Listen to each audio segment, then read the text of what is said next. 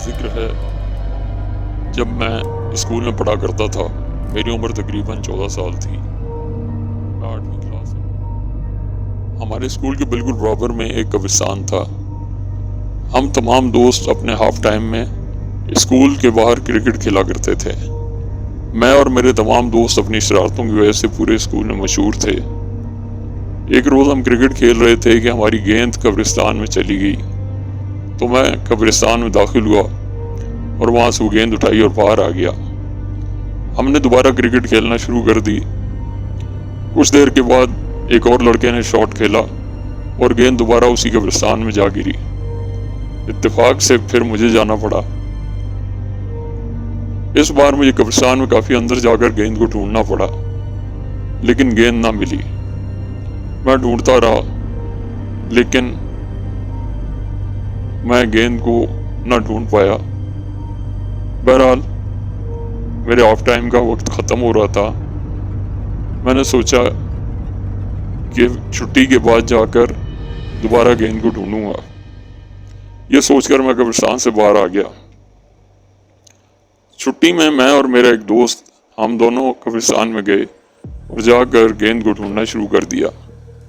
ہماری کافی تلاش کے باوجود بھی ہمیں گیند نہ ملی. بالآخر تھک ہار کر ہم واپس باہر آ گئے. جب ہم قبرستان سے باہر آ رہے تھے تو مجھے اپنی کمر پر عجیب سی جلن کا احساس ہوا. خیر میں نے اس کی طرف زیادہ توجہ نہ دی اور گھر کی طرف روانہ ہو گیا. میرا گھر میرے اسکول سے زیادہ دور نہ تھا. تقریباً 10 منٹ کی پیدل واک تھی. میں چلنا شروع ہوا لیکن مجھے اپنی کمر پر جلن کا شدید احساس محسوس ہونا شروع ہوا. میں گھر جب پہنچا تو جلن بہت زیادہ شدت سے محسوس ہو رہی تھی.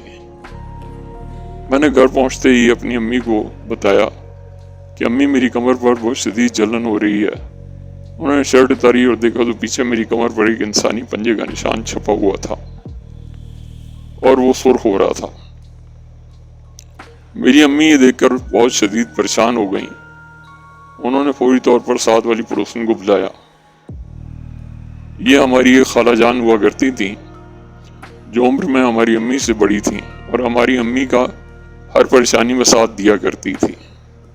ہمارے ابو تو چونکہ آفس میں تھے تو خالہ میری امی کو لے کر مقامی مسجد کے مولانا صاحب کے پاس چلی گئیں. مولانا صاحب نے جب میری کمر پر اس پنجے کے نشان کو دیکھا تو انہوں نے مجھ سے پوچھا کہ مجھے بتاؤ کہ تم کہاں گئے تھے اور یہ کس طرح سے تمہاری کمر پر پنجے کا نشان آیا ہے. میں نے مولانا صاحب کو پوری کہانی سنائی کہ کس طرح ہم کرکٹ کھیل رہے تھے اور کس طرح سے گیند قبرستان میں گری اور میں قبرستان گیا تھا گیند ڈھونڈنے کے لیے لیکن مجھے وہ گیند نہ ملی اور جب میں واپس آ رہا تھا تو مجھے اس جلن کا احساس ہوا.